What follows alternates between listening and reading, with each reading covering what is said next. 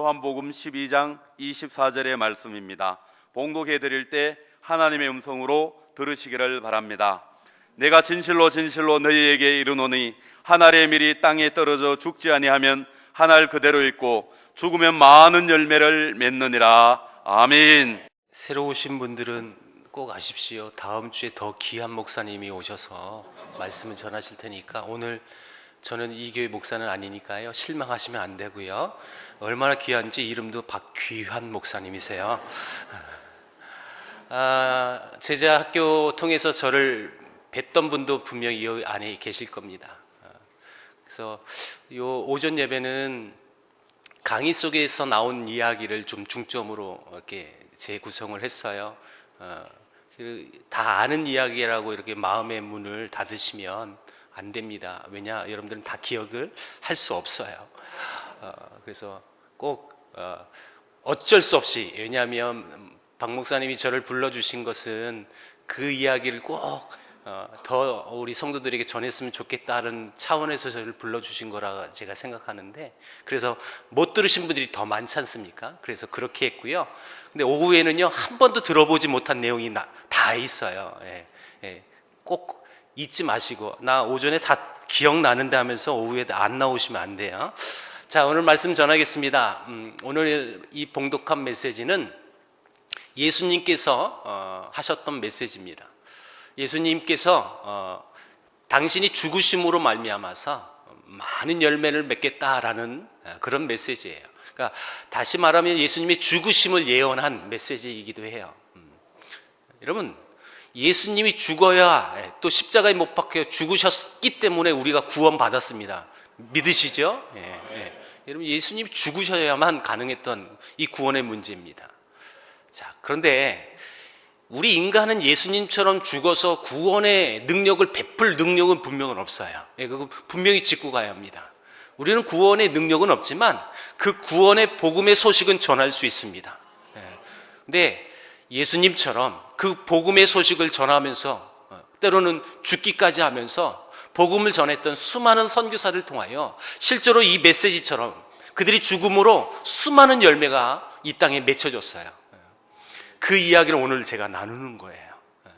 어떻게, 어떤 삶으로 살았기 때문에 이 열매가 맺혀졌을까? 그 열매는 나랑 무슨 상관이 있을까? 그것을 발견하는 시간이 오늘 예배의 시간입니다. 자, 여러분, 우리나라에 제일 먼저 한 알의 밀알로 이 땅에 죽으면서 많은 열매를 맺으신 분이 토마스라는 선교사님입니다. 저쪽에 보니까 중학생들이 있는 것 같아요. 저 아이들도 토마스 다 알아요. 기차로 알고 있는 아이도 분명히 있습니다. 이 토마스 선교사님은 영국 국적으로 중국을 품고 오신 선교사예요. 이때는요, 결혼해서 신혼여행을 선교지로 가는 문화를 갖고 있었어요. 이분은 결혼하자마자 중국으로 신혼여행으로 오시면서 선교사로 오시는 거예요. 신혼부부였다라는 것은 이 부인 뱃속에 아이가 이제 바로 생긴다는 뜻인데, 이 아이가 얼마 뒤에 유산이 됐어요. 사모님이 중국 상하이 지역에 와서 잘 적응 못 하셨어요. 기후도 남다르고 또 음식거리도 다르고 너무 힘들었던 거예요. 그러니까 여러분, 오늘날은 선교서 나갈 때 잘 준비해서 나갑니다. 근데 이때만 해도 시행착오가 많았던 시대였기 때문에 아내가 잘 적응 못하니까 남편이었던 토마스는 아내를 위해서 조금 더 좋은 장소가 있을까? 그것을 물색하고 돌아왔어요. 집에 왔는데요, 아내가 숨져 있는 거예요. 선교사님들이 선교지에서 가장 큰 고통이 있다고 말한다면 바로 가족의 죽음입니다. 이것은 경험하지 못한 사람은 알 수 없는 아픔이에요, 사실은. 얼마나 힘들고 어려운지 이 선교사님의 이야기로만 간다면 이 아내가 죽은 그곳에 머물 수가 없었어요. 힘들어서. 그래서 상하이에서 저 산둥반도 위쪽으로 올라옵니다. 여러분, 이곳에서 우리나라 조선인을 우연하게 만나요. 여러분, 이것은 우리 인간의 표현 방법이 우연이었고요, 하나님 방편에서는요, 필연이었어요.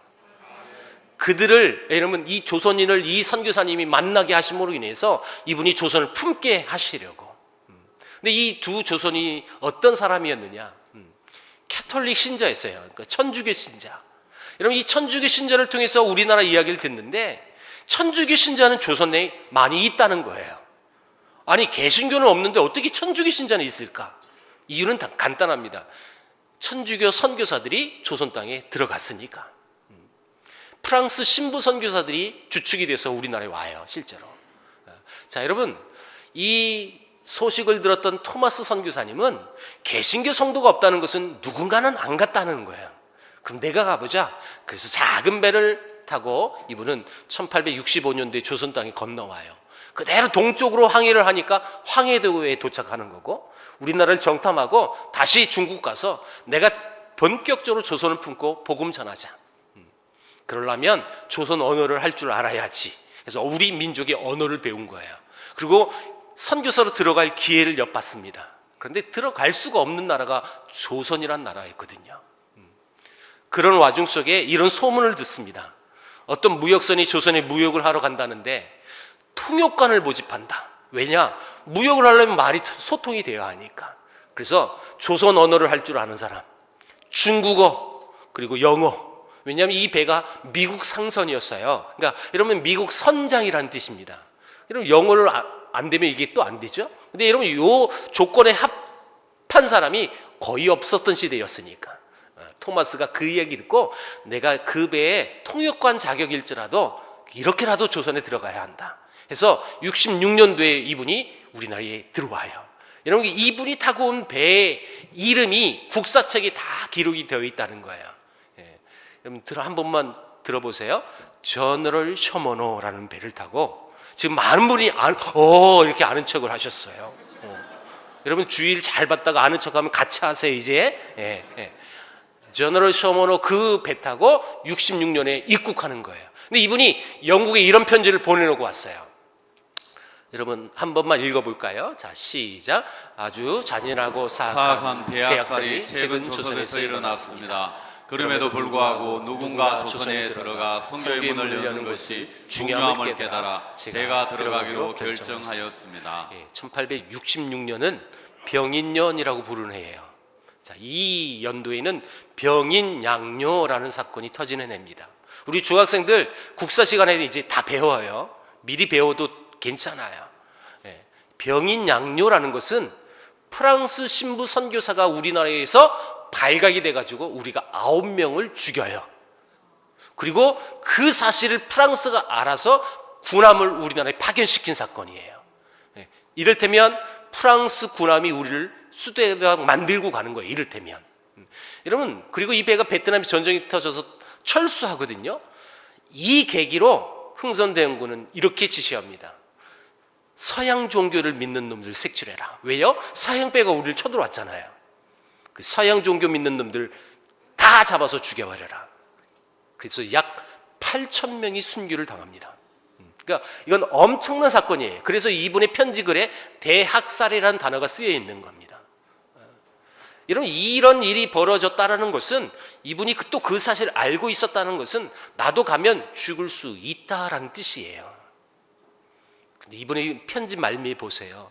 그럼에도 불구하고 내가 조선에 간다는 것은 내가 가야만 조선의 선교의 문이 열리기 때문에 죽음을 각오하고 온다는 뜻이에요. 이분이 여러분 타고 온 배가 평양 대동강으로 들어옵니다. 이 대동강에 무역을 하러 왔다고 문 열어달라고 우리에게 요청하지만 문 안 열어줘요. 여러분, 이게 국가 정책입니다. 쇄국 정책. 절대 문 안 열어주니까 여러분 그걸 무시하고 대동강 쭉 심장부로 들어오는 겁니다. 들어오다가 배가 딱 걸려버려요. 우리나라 지형을 모르니까. 저는 강의 때마다 이 날짜를 소개해주는, 한국에서 유일하게 이 날짜 소개해주는 사람이 저밖에 없어요. 그날을 꼭 외워두세요. 9월 2일 날 걸려요. 몇 월 며칠이에요? 제 생일이에요, 여러분. 그래서 나밖에 소개해주는 사람이 전혀 없는 거예요.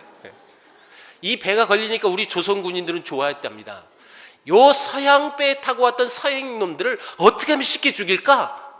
당시 모든 배가 목선이었어요. 불 질러버리면 그놈들 쉽게 죽인다는 거예요. 그래서 불 질렀어요. 토마스 선교사는 이 배에 500권의 성경책을 싣고 왔는데 전소되기 전에 이 책을 나눠주고, 그리고 전소되기 전에 실제로 책 한 권 들고 뛰어내리는 거예요. 그리고 모든 사람들이 다 뛰어내려서 헤엄쳐 오면 우리 군인들은 그때 한 명씩 다 죽여버리는 거예요. 토마스가 맨 마지막에 4명이 처형을 당할 때 마지막에 죽임을 당하신 분이 토마스였어요. 다시 말하면 토마스는 이미 앞에 사람들이 죽는 모습을 다 목격한 사람이라는 거죠. 이 토마스가 어떻게 여러분 죽임을 당하는지 그 그림을 하나 보여드리겠습니다. 토마스 선교사님 성경책 한 권 들고 와가지고 저 칼을 높이 들고 있는 군인에게 목베임을 당해 죽임을 당해요. 이분 나이 27살. 오자마자 순교하셨어요. 여러분, 이 그림이 그려질 수 있었던 이유가 뭐냐면 토마스 선교사님을 죽였던 저 군인이 이 상황을 글로 남겨놓은 거예요. 이 글을 보았던 화가인 장로님이 이걸 그려준 거예요. 그래서 그 글도 한번 읽어보겠습니다. 시작. 내가 서양 사람을 여러 죽였는데 그 가운데 한 사람은 내가 지금 상상할수록 이상감이 있다. 내가 그를 죽이려고 할 때 그는 두 손을 마주 잡고 무슨 말을 한 후 붉은 천이 덮인 책을 가지고 웃으면서 나에게 받으라고 권하였다. 그러므로 내가 죽이기는 하였으나 이 책을 받지 않을 수가 없어 받아왔노라.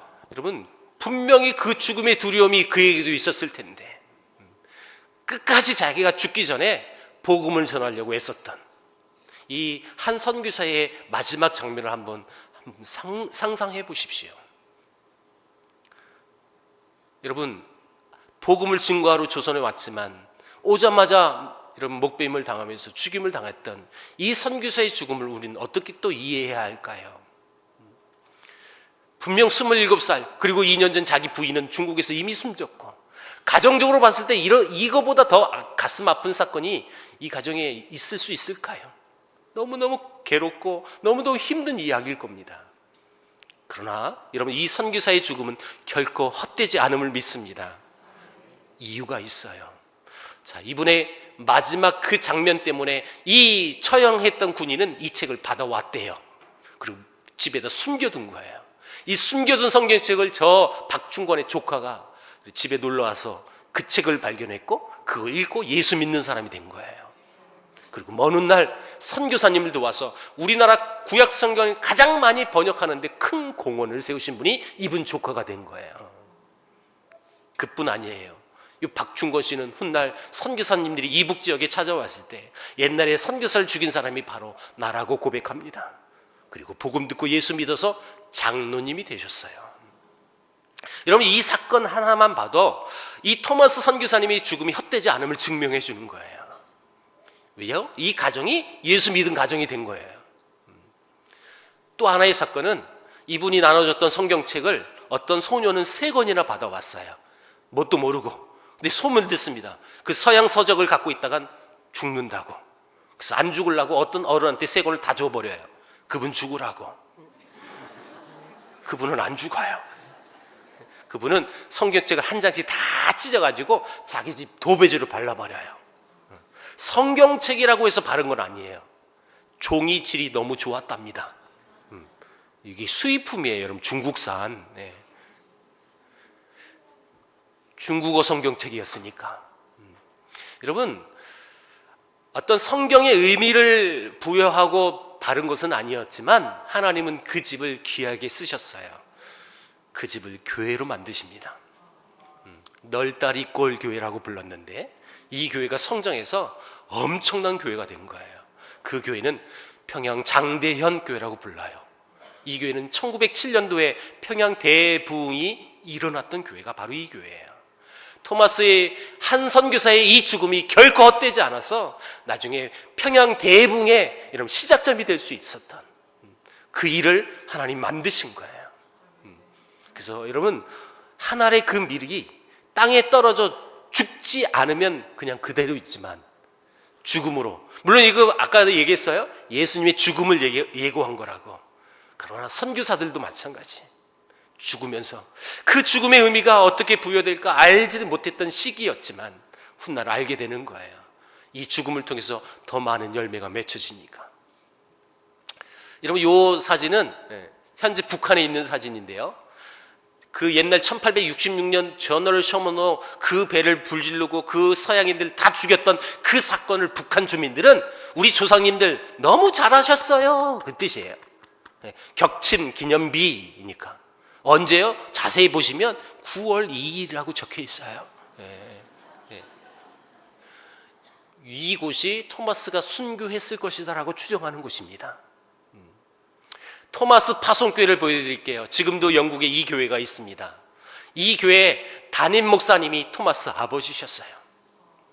아버지가 내 아들이 연락이 안 되는 거예요. 조선에 갔다고 얘기는 들었는데 여러분 행방불명이 된 거예요.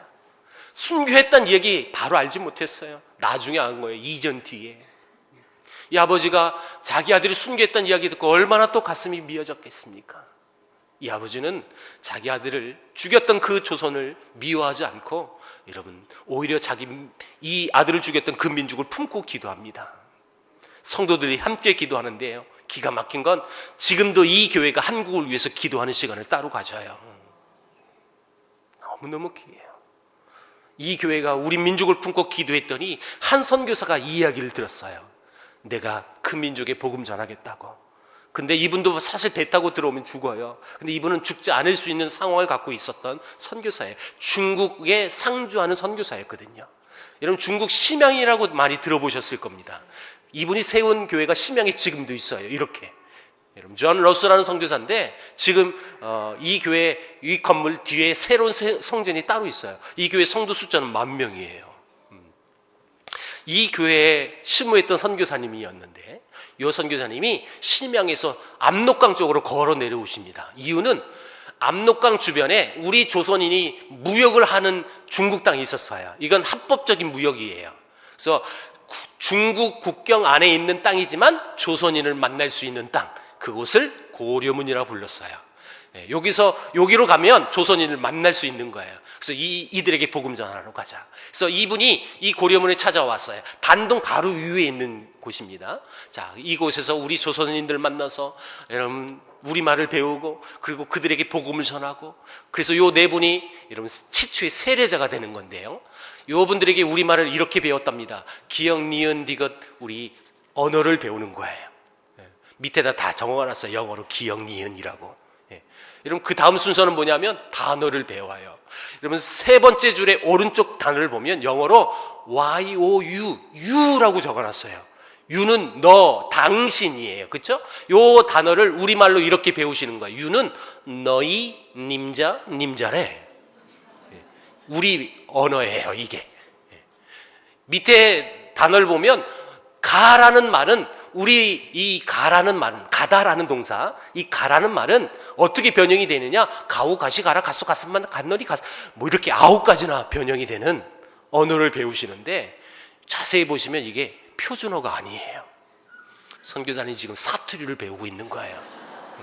여러분 요 교본을 딱 한 장 넘기잖아요. 문장이 나와요. 이 문장 보면 기가 막혀요. 보세요. 너를 믿지 못하겠다. 이렇게.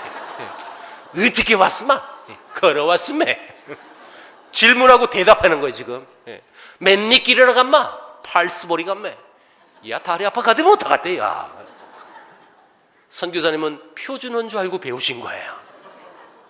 여러분 이게 평안도 사투리거든요. 평안도 사투리를 왜 배웠느냐 봤더니 당시 고려문에 무역을 하신 분들이 다 평안도 사람이에요. 그래서 이 말 배워서 우리말 성경을 번역하는 겁니다. 우리말 최초의 성경책이 요 심양에 가보면 이렇게 비치해 놨어요. 누가복음을 제일 먼저 번역한 거예요. 그리고 인쇄한 거예요. 당시 우리 한글 문법이 새로 쓰기였거든요. 그래서 요 성경책 딱 넘기면 누가복음 1장이 나오는데 기가 막혀요. 보세요. 띄어쓰기가 없어요. 우리말이 원래 띄어쓰기가 없었던 말이에요. 근데 선교사들이 여러분 우리말을 모른 채 우리말을 배울 때 문맥상 어디서 띄어 읽어야 하는지 우리는 알지만 그들은 몰라요. 아버지 가방에 들어가신다 이렇게 읽거든요.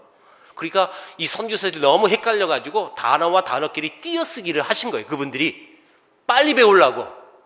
그게 지금 우리말 문법이 된 거예요. 여러분 이렇게 한 권 한 권 번역되어진 성경책, 이 성경책 이게 신약 27권이 10년 동안 번역이 된 겁니다. 그리고 나중에 1911년도에 66권 신구약 성경이 완역이 된 거고요. 자, 요 한 권 한 권을 여러분 쪽복음서라 부르는데, 그 중국 땅에서 예수 믿은 사람들이 있었잖아요. 그분들이 이 쪽복음서 들고 조선에 건너와서 복음을 전해야 하는 겁니다. 자, 그런데 요 분이 아까 네 분, 세례를 받았던 분 중에 한 분이고, 우리말을 가르쳐 주신 분이에요. 우리나라 최초 장로님이기도 해요. 근데 이 백홍준 장로님은 그 성경책을 조선에 들고 오려고 이 국경을 건너오는데, 국경 수비대가 모든 짐을 수색했어요. 이 서양 서적이 발각되면 잡힙니다. 그래서 죽어요. 그래서 이 성경책을 들고 올 수가 없는 겁니다. 그런데 분명 들고 가야 복음을 전할 수 있으니까. 그래서 어떻게 고안했느냐? 이분은 중국 땅에서 성경책을 한 장씩 다 찢어가지고 새끼줄을 꽈요. 그 안에다가 지푸라기 안에다가 숨겨둔 거예요. 그래서 그 새끼줄로 짐매가지고 와서 다시 풀어가지고 그 묶어서 복음 전하신 분이에요. 저절로 회개가 될 겁니다, 여러분. 이렇게 복음 전하시고, 훗날 이제 선교사들이 이북 지역에 찾아오니까 그분들을 길을 안내하면서 지역 찾아가면서 복음 전하셨어요. 여러분, 그 지방 관리들이 이 백홍준을 주목했어요. 여러분, 어떻게 판단했느냐? 매국노다. 저놈 뒤에는 항상 서양인들이 찾아다니니까, 저놈이 우리나라 알려줘가지고 저놈 서양놈들이 우리를 침범해가지고 저놈은 우리나라를 팔아먹을 놈이야. 그렇게 치부해버린 거예요. 그래서 엄청나게 박해를 당했어요. 그리고 고문도 당했어요. 그리고 결국 그 고문의 후유증으로 순교하셨어요. 한국 최초의 순교자가 바로 이분입니다. 여러분, 이분 바로 뒤에 합류하신 분이 누구냐면 서상륜, 서경조라는 형제간인데, 이분들이 의제에서 복음 전하다 또 발각이 돼가지고 이분들이 도망가셨어요. 도망가서 황해도 가가지고 복음을 전하셨는데, 그 마을이 이런 마을이래요. 소래마을. 이런 그 마을에 교회가 세워졌어요. 교회 이름은 뭘까요? 소래교회가 되는데, 이 소래교회가 한국 최초의 교회입니다. 그리고 이 최초의 교회가 성도가 많이 느니까 건축을 한 건데, 이 건축 비밀이 숨겨 있어요. 이 교회를 여러분 서울에서 이렇게 자주 왕래하면서 언더우드 선교사님이 도와주을 했는데, 언더우드가 건축한다니까 본인이 헌금하면 이 건축하는데 전혀 문제가 되지 않아요. 근데 이 성도들이 그걸 말렸어요. 선교사님이 도와주면 우리가 빨리 지을 수 있겠지만 우리가 우리 힘으로 기도하면서 건축해 보겠습니다. 그래서 여러분, 한국 성도들이 작정하고 실제로 건축한 거예요. 이 비밀이 또 숨어져 있어요. 이 교회가 아름답게 성장할 수 있었던 또 하나의 비결은, 이 교회 귀한 성도인데 이 가정은 그렇게 기도하는 가정이었어요. 여러분, 그렇게 아름답게 기도하니까 이분은 특별히 누가 아프다는 소식만 들으면 기도의 집을 자기가 만들어서 기도의 집으로 들어가서 기도하시는 거예요. 여러분, 이분 때 안성은이라는 이분이 진짜 기도를 많이 하셨어요. 기도하는 어머니예요. 하나님이 이 가정에 놀랍게 축복하십니다. 여러분, 이런 축복이 여러분 가정에도 있길 바랍니다. 어떤 은혜가 있었느냐면, 이 집안이 다 일찍이 복음을 듣고, 그 첫 번째 큰 복이고요. 두 번째 큰 복은 서양 선교사님들을 통해서 서양 교육을 일찍부터 받는 거예요. 일찍 출세하는 거죠, 사실은. 그래서 이 집안에 유명한 인사들이 많이 배출돼요. 그래서 우리나라 근대사의 유명한 인재들 진짜 많이 나와요. 실례로 우리나라 최초의 여자 의사가 되시는 그분이 이분 친손녀 딸이에요. 박예스더라는 여인이 이분 손녀예요, 손녀. 그리고 자기 집에 사위가 들어오는데, 그 사위는 우리나라의 최초의 박사학위를 받고 오는 사람이 있어요. 김규식이라는. 그분의 이야기는요, 오후에 또 나와요. 기대치를 이렇게 줘야죠. 이 집안 진짜 은혜를 많이 누렸는데, 궁극적으로 이 집안이 먼 훗날 이렇게 기도하며 준비합니다. 우리가 일찍이 선교사님들을 만나서 은혜를 누렸다.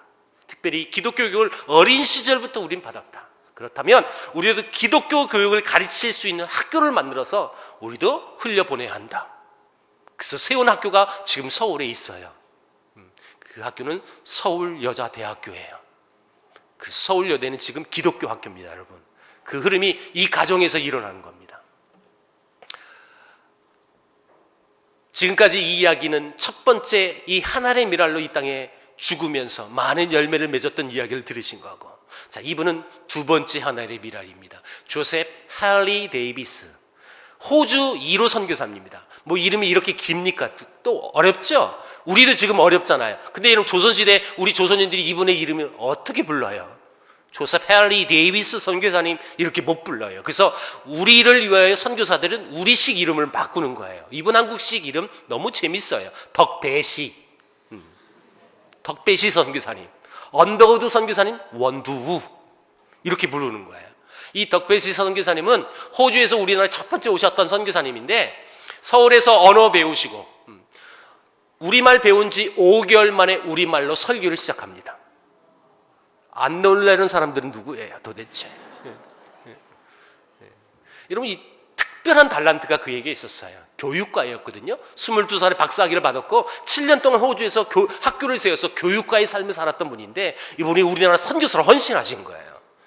이 선교사님이 언더우드가 이렇게 평가했어요. 내가 본 선교사 중에 학문과 지성과 이 열성이 가장 골고루 겸비된 선교사.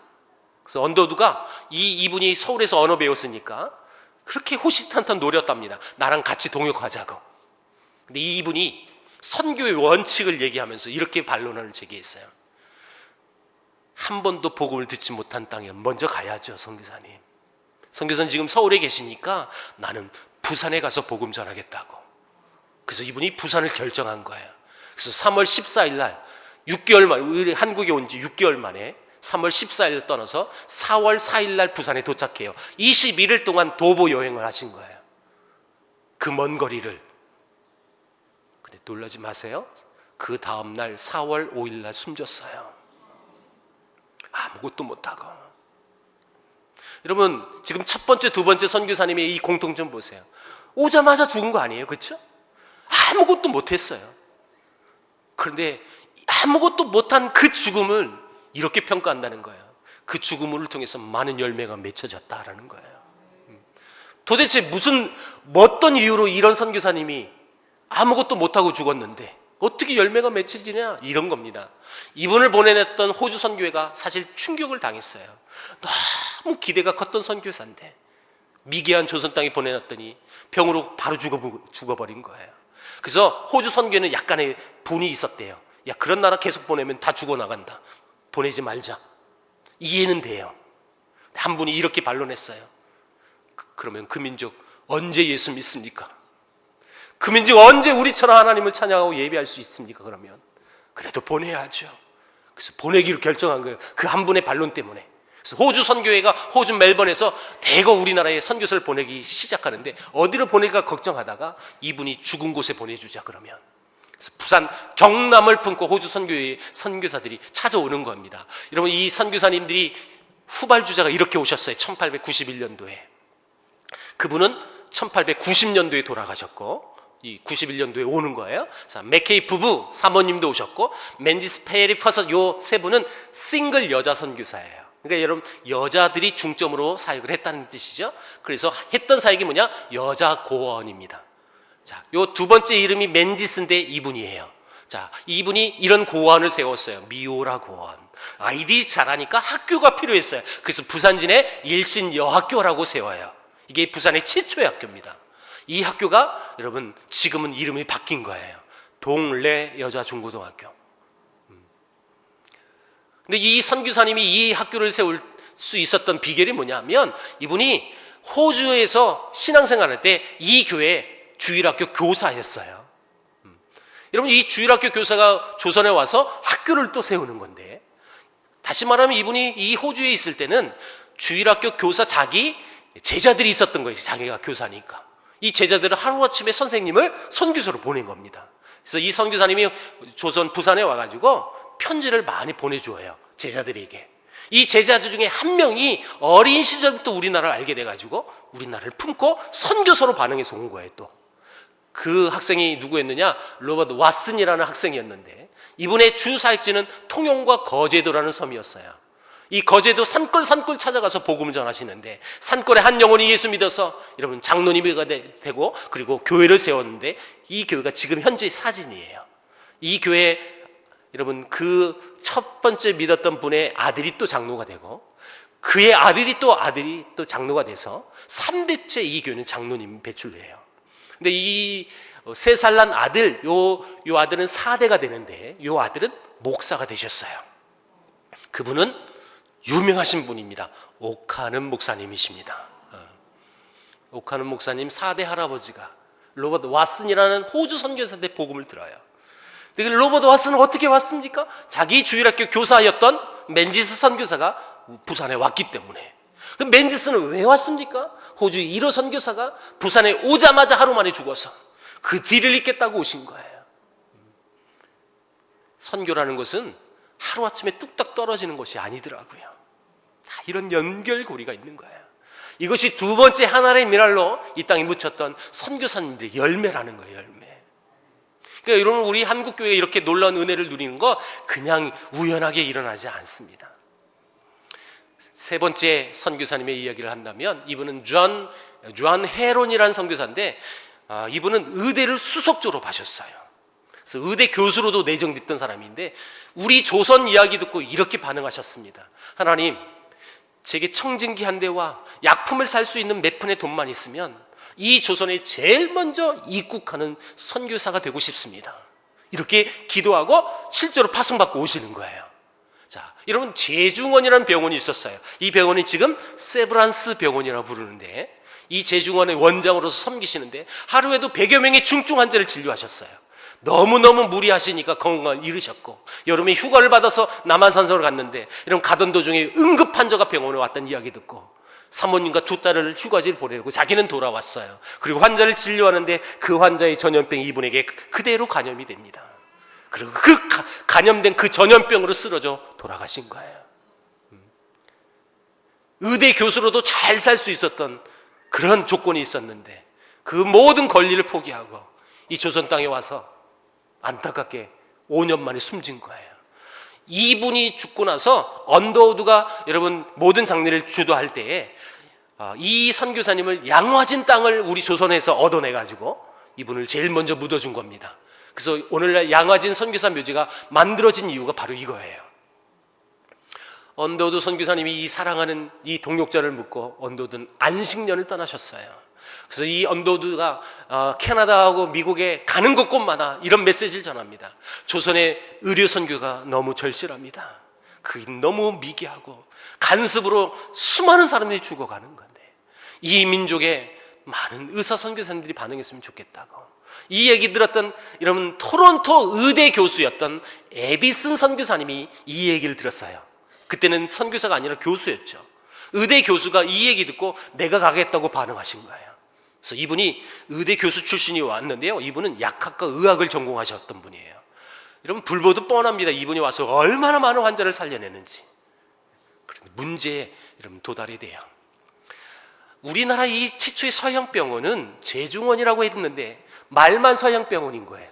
왜냐하면 시설이 서양병원으로의 시설이 구비가 안 돼 있던 거예요. 일반 양반집을 개조해서 만든 병원. 그러니까 여러분 한계에 부딪히죠. 이 시설만 현대시설로만 되어진다면 또 환경이 더 좋아진다면 더 많은 사람이 살 수 있는 나라가 우리 조선인데 이분은 그거를 너무도 잘 알고 있는 선교사예요. 의대 교수였으니까.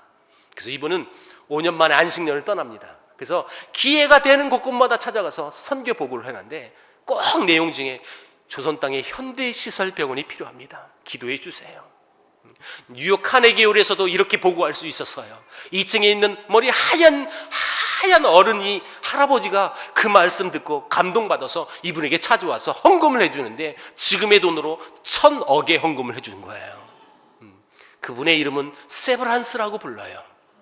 그래서 그분의 이름으로 이렇게 세브란스 병원이 지어지고 세브란스 의대가 만들어지는데 이 세브란스 의대는 우리나라의 의사를 가장 많이 배출한 학교이기도 해요.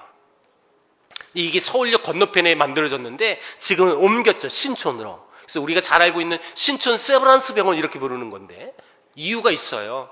언더우드가 만든 연희 전문대학교하고 세브란스 의대하고 다 장로교 선교사님들이 세워서 두 학교를 합병한 거예요. 맞춰보세요. 연희의 연, 세브란스의 연세대.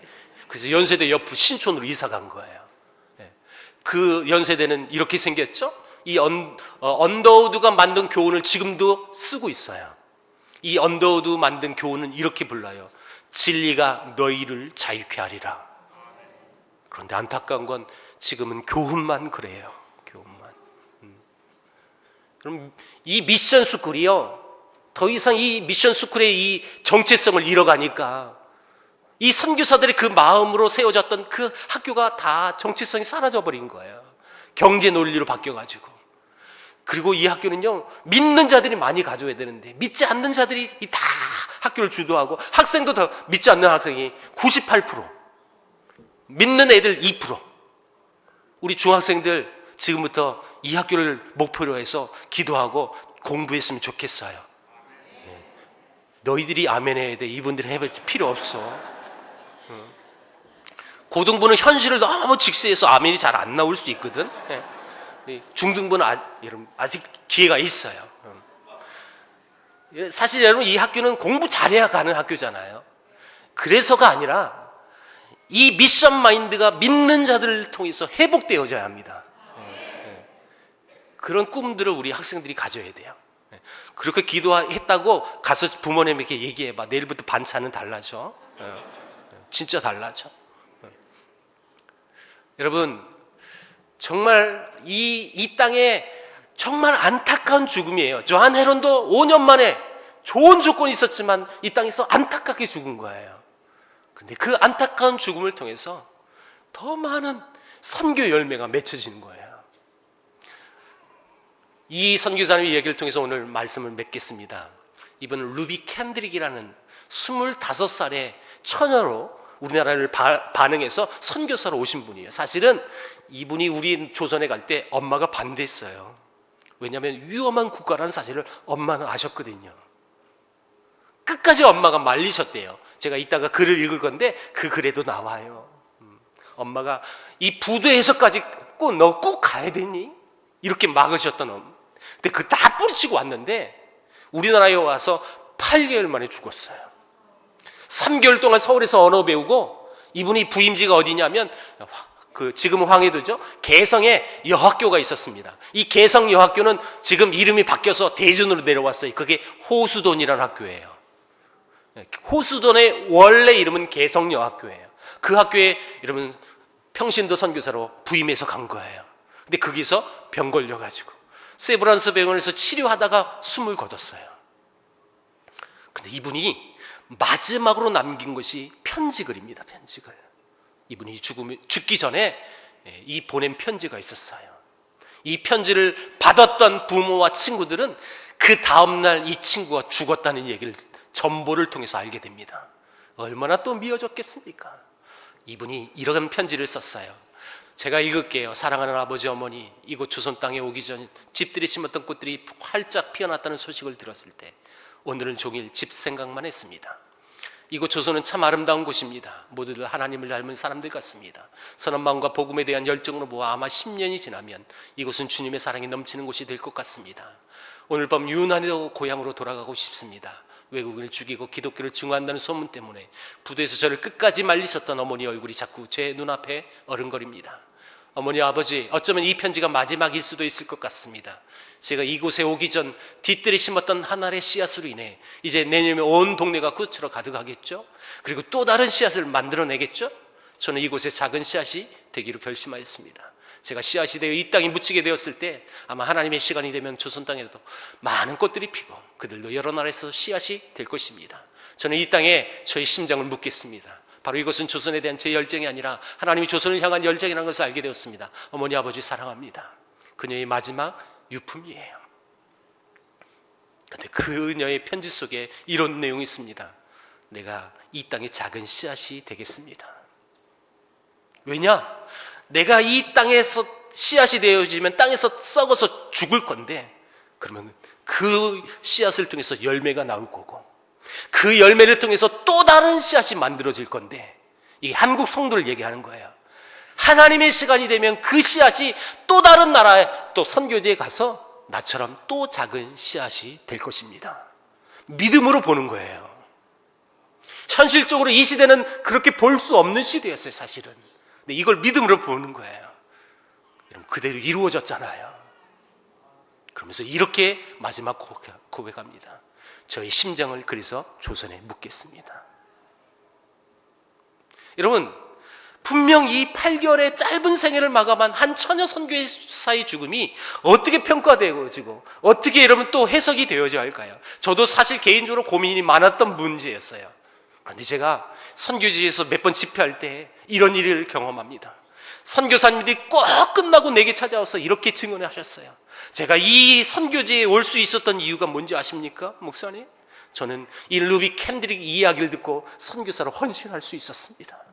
이런 귀한 선교사들이 헌신했는데 나도 해야지 하면서 그래서 선교지로 올 수 있었다는 거예요. 자기가 선교사 될 수 있었던 가장 핵심적인 이유는 이 한 선교사의 죽음의 얘기를 통해서. 저는 그런 분들을 너무 많이 만난 거예요. 그때 저는 깨달았어요. 이 땅에 어떤 선교사의 죽음도 헛된 죽음은 없다. 그 당시 그 시대 사람들은 몰라요. 이 죽음의 의미가 뭔지 모르는 거예요. 사실상 그래요. 8개월 만에 죽었던 처녀 선교사의 죽음을 어떻게 이해합니까? 근데 하나님은 그 죽음의 이야기를 통해서 더 많은 선교사를 헌신합니다. 왜냐? 이 친구들이 그 편지 받고요, 실제로 8명이나 선교사를 헌신했어요. 그리고 한국 성도들이 이분 이야기 듣고 선교사를 더 많이 나가는 거예요. 이게 비밀이에요. 오늘 메시지의 비밀. 한 알의 밀이 땅에 떨어져 죽지 아니하면 그대로 있지만 죽으면 많은 열매를 맺느니라. 우린 예수님처럼 구원의 능력을 베풀 수 있는 능력은 없어요. 분명히 없지만 내 자아가 죽고 내 자존심이 죽으면 나를 통해서 수많은 영혼들이 살아날 줄 믿습니다. 그런 은혜가 여러분들 안에 많이 있기를 축복합니다. 선교사와 똑같은 거예요. 내가 내 자존심 살리겠다고, 여러분, 내 자존심, 내 자아가 드러나면 예수님이 살지 못해요. 복음이 살지 못하는 거죠. 내가 죽으면. 여러분, 오해하지 마세요. 저 이상한 강사가 와서 우리를 다 죽으라고 그러네. 그런 뜻 아니죠? 네. 내 자존심이 죽어야 돼요. 그래야 새 생명도 여러분 잉태가 되는 거거든요. 그런 은혜가 이 동천교회 날마다 넘치길 주의 이름으로 축원드립니다. 기도하겠습니다.